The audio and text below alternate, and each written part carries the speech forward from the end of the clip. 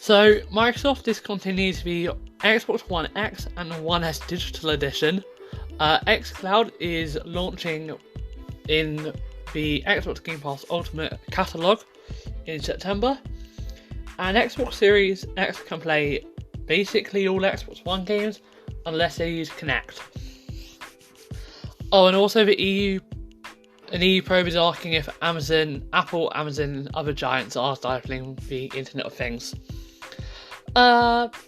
Yeah, it's a pretty Xbox-focused episode, and this isn't even an official event as far as I'm aware. It just announced a load of news. So, yeah, let's get started. I'm going to do this in 2 segments because there's an EU probe and a plethora of Xbox news today. We're really kind of in the Xbox's area now. It's time for Xbox to start coming out with loads of stuff. So let's start with One X and One S just being completely discontinued.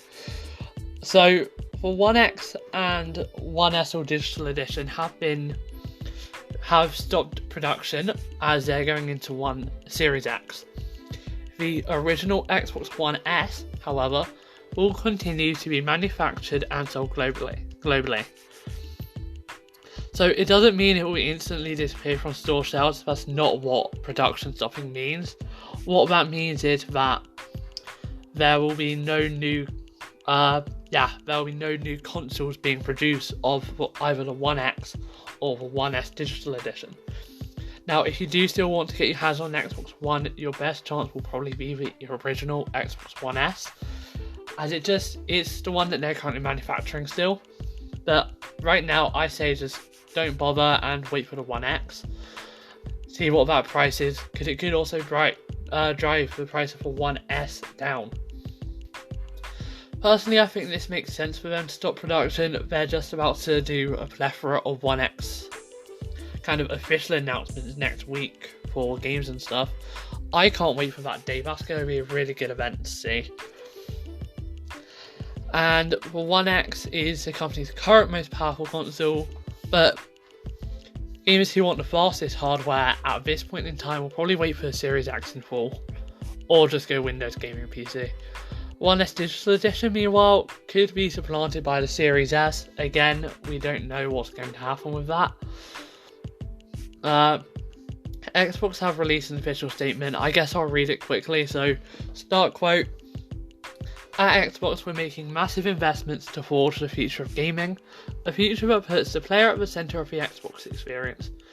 We continue to build great games for Xbox One. We continue to build out Game Pass, now with more than 10 million members across Xbox console and PC.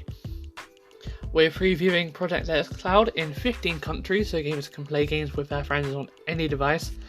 And we're working hard on the next generation of console gaming with Xbox Series X, the fastest, most powerful console we've ever built, which includes backward compatibility with thousands of Xbox games and all Xbox One accessories. As we ramp into the future with Series X, we're taking the natural step of stopping production on the Xbox One X and Xbox One S All Digital Edition. Xbox One S will continue to be manufactured and sold globally. Gamers can check with their local retailers for more details on Xbox One hardware availability." End quote. So yeah, they're not just ditching the Xbox One's family of consoles completely, they're just kind of ramping up production of the Series X. Same as Sony's doing with the PlayStation 5, they're apparently doubling production because they got massive demand. No one even knows the price. I don't think. Personally, I wouldn't be saying, oh yeah, I'm going to buy this until I know the price. But gaming is increasing and I do understand why they're doing this. It's the same thing as Microsoft is doing, just completely focusing on that production. So Microsoft is launching xCloud streaming in September, and it will be free for anyone who has Xbox Game Pass Ultimate. So it's basically going to get a new name and apparently much bigger ambitions. This story came from The Verge. The last one will come from Engadget. All remaining news stories will come from The Verge. And I will see if I can get links to each story in my description today. I'll see what I can do about that. So the xCloud service, for those who don't know, basically if you have an Android device and you're in a certain countries, then you can basically play a certain amount of games whenever I'm not sure what games it is now, but there's roughly, there's a fair amount of games on there. I think it's currently still more than Stadia, which, just think about that. xCloud beta, Stadia full, xCloud more games. That might not be true anymore, but last time I checked it was true. But basically, in Xbox Game Pass Ultimate, from September, you don't just get your Xbox Live Access and your Game Pass Xbox and Game Pass PC subscription, you also get xCloud game streaming. And that's for the same $15 a month price. So more than 100 Xbox Game Pass titles will be playable on a phone or tablet when the streaming service launches, but they're not detailing what countries will be supported at launch. I can imagine it'll probably be the same ones that are available in the preview. It just wouldn't make sense to go, okay, you've had your preview, now we're going to take it away for a bit, put it onto the US only, and then give it to everyone. It'll probably be the same companies that already have it. However, Xbox Game Pass Ultimate will be the only way to access streaming at launch. Now, it's not going to be always limited to this, but for launch it will be. Now, basically it's playing games that you own. So what they've said is, start quote, over time we will continue to expand how we introduce streaming as part of the platform, and playing games that you own that aren't part of a subscription, end quote. It sounds like they do have more plans, but they're putting it in Ultimate for no additional cost for launch, and I assume that means that will be how it stays from launch onwards. Apparently Game Pass Ultimate is an audience that plays a lot of games. Trust me, that can be true, but they can also not be true. It makes sense. Now, whilst everyone accessing xCloud game streaming in September will do so through a phone or tablet, we don't know what devices will be supported.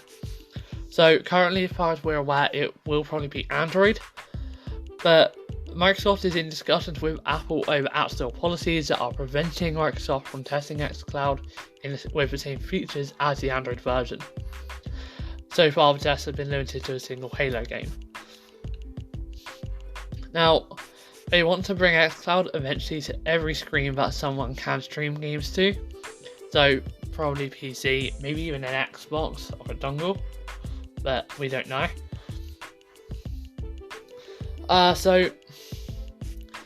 They said that they'll talk more specifically about which mobile devices through August and the September launch. So, they're not confirming yet, but I would assume definitely Android, as it's already available there. So again, why take it off?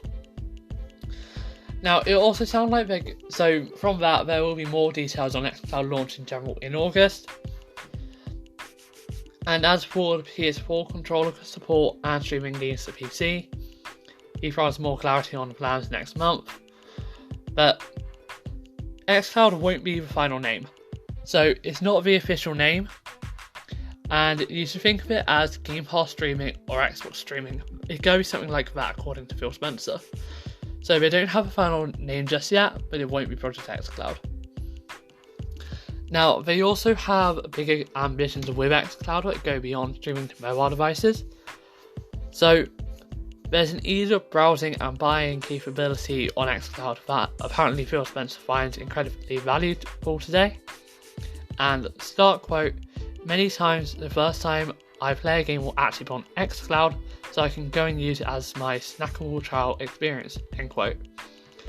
So it seems like Microsoft is planning to use xCloud as a vehicle for enabling people to quickly try out Xbox games. So it could, in theory, allow you to log into an Xbox console, see your friends playing a game, and quickly join in before your download is finished completing. Or follow a link from Facebook Gaming in the future. If you're wondering why I'm saying Facebook Gaming, that is because it's basically Mixer is moving to Facebook Gaming. It was a massive shock to everybody. It was just like, okay, we're scrapping Mixer, everyone go to Facebook. Like, it was literally just like that. They said it exactly. It was basically like that. Like, no warning, no signs that it was going to happen. It just happened.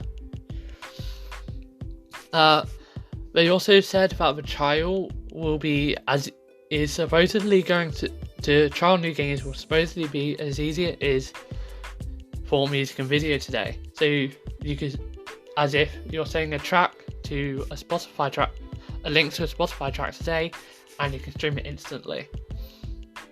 Over time, anywhere you see a game, you should be able to give it a try. So, any device or web browser, just streaming it from xCloud basically. It's similar to what's promised with Stadia, but yeah, I don't know. It's not guaranteed. Now, GeForce Now has run into trouble with publishers by offering their games to stream without their permission. Microsoft hasn't run into those problems with publishers yet. Over 100 games will be there. So, according to Spencer, start quote, over 100 games will be there. We have an existing relationship with so many publishers already. So for us, the conversation is, how do we take the great business that we built together as a platform and as a studio or publisher and expand it? End quote. So it doesn't guarantee every Game Pass game will be available for xCloud game streaming, but it sounds like the vast majority. A lot of game developers have benefited from increased sales thanks to Game Pass, especially indie developers who see the immediate benefit of access to more than 10 million subscribers. Again, that's more than 10 million subscribers on Game Pass. As I already said, so they're apparently planning to show more games coming to xCloud during the Series X Games event next week, and there will be more solid launch details in August. This has been being built since 2013 when the company first demonstrated Halo 4 running on a Windows phone. Wow, I didn't even realise that. And this is nearly a year of publicly testing xCloud, but they're being officially launched. That's not a short time frame, but it's also not a particularly long one. Like, it's longer than, say, it's a very decent and very respectable time frame for them to be doing this in, I believe. Well done to Microsoft for doing this so well. Honestly, when I use xCloud, I think the only bottleneck is actually just my Bluetooth controller. Like, I notice it, I think it's just my controller, that's my bottleneck when I'm playing. But it could be the streaming service or my Wi-Fi, but, more often than not, it's completely playable for me. And that's the amazing thing. The final story is that Series X can play all Xbox One games unless it uses Kinect. This is so much Xbox news, I'm kind of shocked, to be honest, at how much they're just announcing today when they've got an event in a week. But basically, they won't support the existing Kinect accessory or any games built specifically for Kinect. So yeah, that's kind of how it works. Now, start quote, it's our intent for all Xbox games that do not require Kinect to play on Series X at the launch of the console. And because of the unprecedented power of Series X, most of your favourite games will load faster and look and perform many times better on the new console. End quote. Now, Microsoft has been clear about supporting existing Xbox One games, including backward compatible 360 and original Xbox games on the Series X, but the lack of Kinect support is new. However, start quote, there's no way for Kinect to work, end quote, according to Phil Spencer, and that's what he confirmed in an interview with The Verge. It makes sense, there's no dedicated Kinect port, and there's no USB Kinect adapter, so because it discontinued back in 2018, after Kinect was killed off in 2017. So it kind of makes sense. But they say it's their intent. So I feel like that might just be in case there is a rare exception, not there will be a rare exception. But still, it's definitely nice for them to have that in case there. I think it's smart. But start quote, our backward compatibility engineers have spent years devising innovative ways for modern next-gen technology to make the games library you're building today even better at no additional cost and with no work from developers, end quote. Now, Microsoft is really highlighting its different approach to next-gen consoles with digs at Sony. So, start quote, the Xbox Elite controller and adaptive controller will work on Series X, so you don't have to purchase new controllers. Unlike others, we believe that your investments in gaming should move you into the next generation, end quote. Now, upon publication on Microsoft's site, unlike others, was removed from the post. But Spencer also says that Microsoft won't force people to upgrade consoles to get Xbox exclusive games. So all Xbox Game Studios titles we may release in the next couple of years, for example Halo Infinite, will be available and play great on the Series X and Xbox One. That's definitely a really good thing. So for those of you who don't know, this is definitely important. There is an official Xbox Games event on July 23rd. So the Halo Infinite campaign will finally be being showed off. I'm on holiday. I am on holiday when they are showing off. Oh my god. I'm annoyed. I'm annoyed at that. I'm on holiday. I can't watch it. I'm on holiday. Well, actually no, I could watch it, but like, I probably won't watch it until I get back, which is annoying. Oh well. Anyway. Oh my god. I'm really looking forward to that event. I've been waiting for it since Sony's event. But, yeah, anyway. So, Microsoft's blog post, basically just outlined all of this as well. I'm really annoyed about July 23rd. I knew it was that date.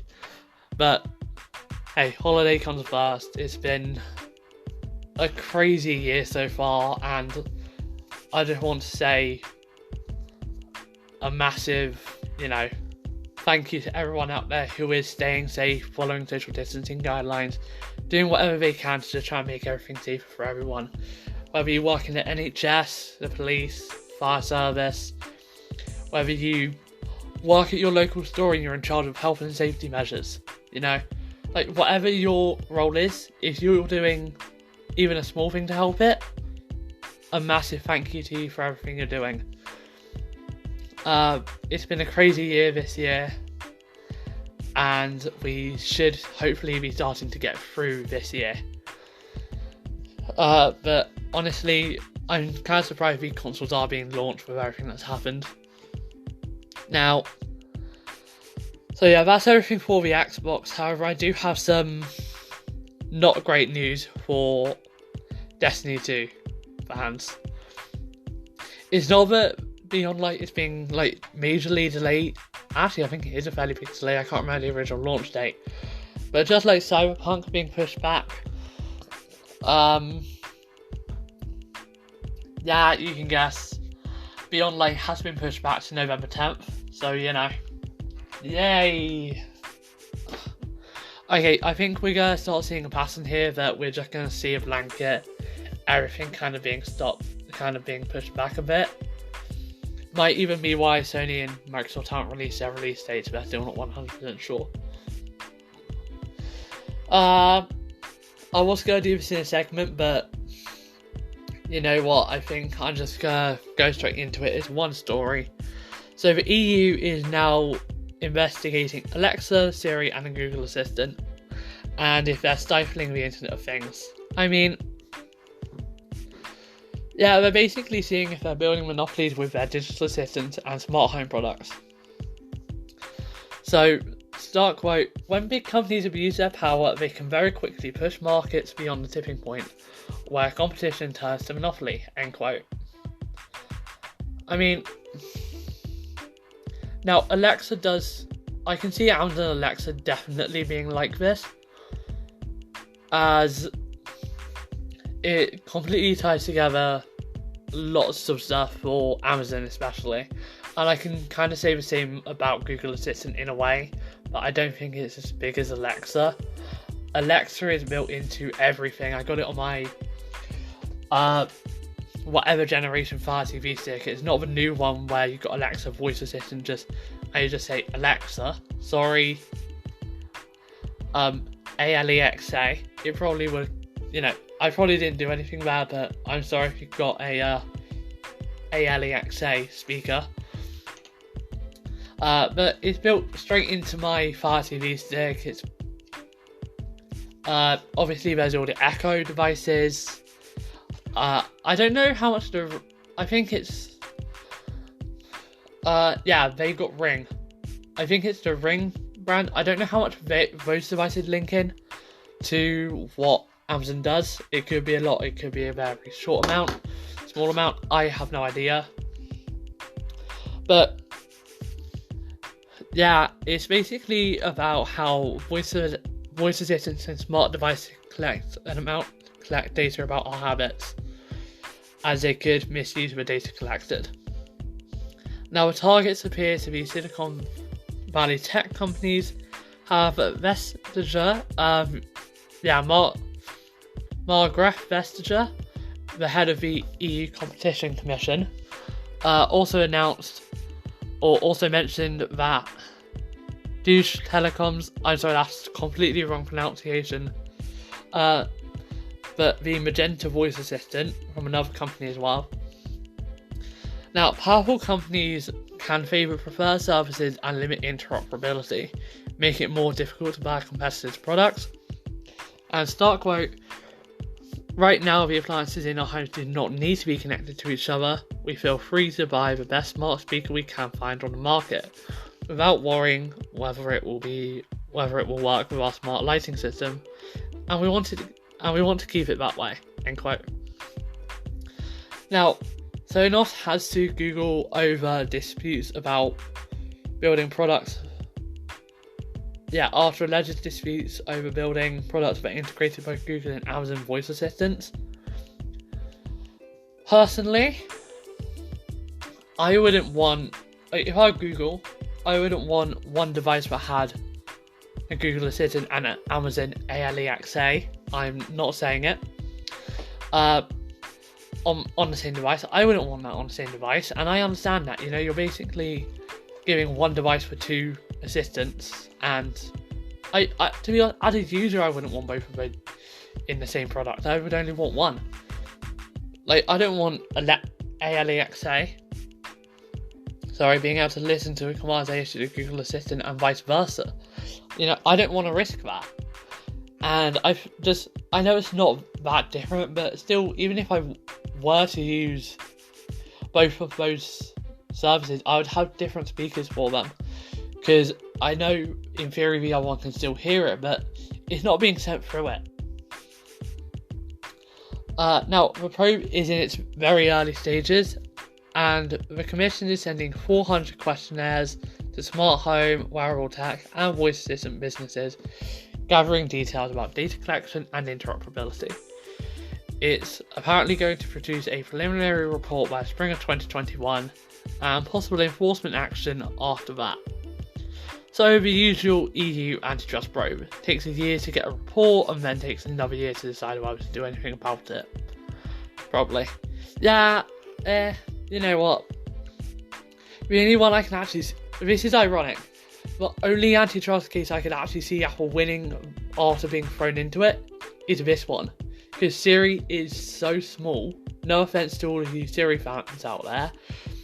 All due respect, it's only on Apple's devices. And I would much rather use Google Assistant or Alexa.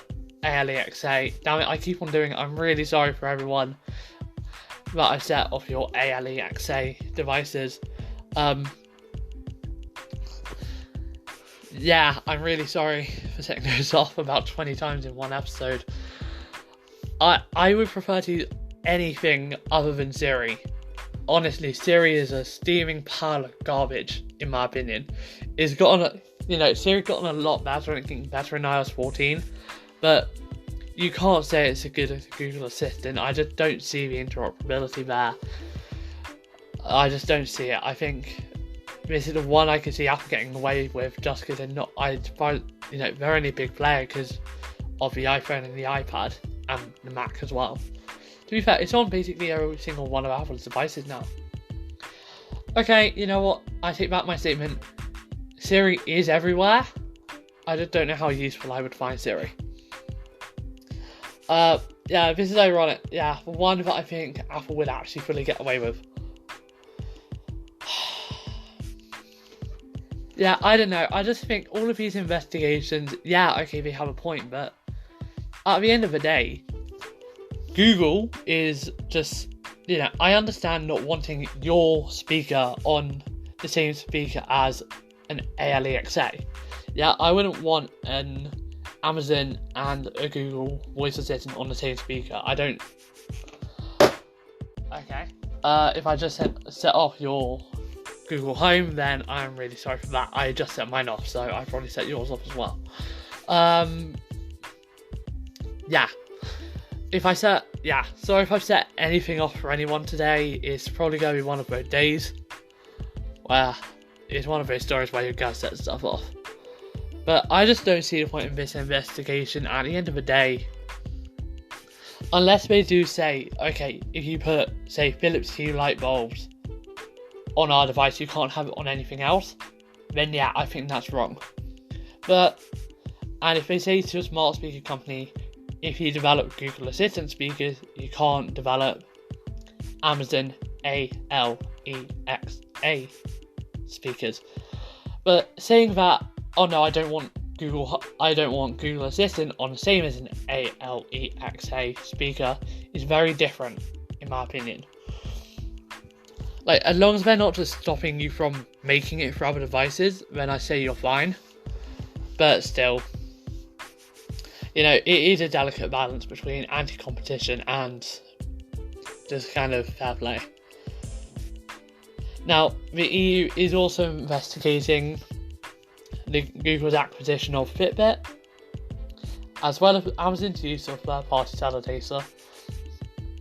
Personally, the Google Fitbit acquisition, I can't see anything coming of that. Google have already pledged not to use the data for ads, and even though they pledged it almost immediately after they announced it, they're saying, hey, you know what, it's been a few months, we're just going to investigate Google for using Fitbit data for ads. Like, they announced they wouldn't, and if they found breaking that, if they need to put it in writing for you, they can, sure, but personally, I think when Google says they want to do something, they normally don't do it, at least for, a year, maybe. I don't know. I just think it's the EU are just everyone's trying to disband the big tech companies, and I just feel like they're all trying to get them disbanded. Google Assistant needs Google. It's part of Google. Amazon Alexa, that one actually, I don't think it needs it as much. Just because they're not really any direct tie-ins to an operating system there apart from Fire TV, and they could just say, hey, we're going to have partnerships, so Alexa is still on your Fire TV. Boom. Sorted. Hey. Just an easy way for them to get around it, announcing a partnership. Yeah, I don't know if Cortana's being investigated. I don't think it will be. It's basically dead at this point. Yeah. Anyway, that is everything for today. Bit of a Dynamic Digital World, and my name's Luke. If you've enjoyed this episode, please remember to follow. No matter what you're listening on, you can either follow or subscribe. And I will see you in tomorrow's episode, which will be the last episode for a week. Yeah, sorry about that, everyone, but well, it's gotta be. See you in tomorrow's episode.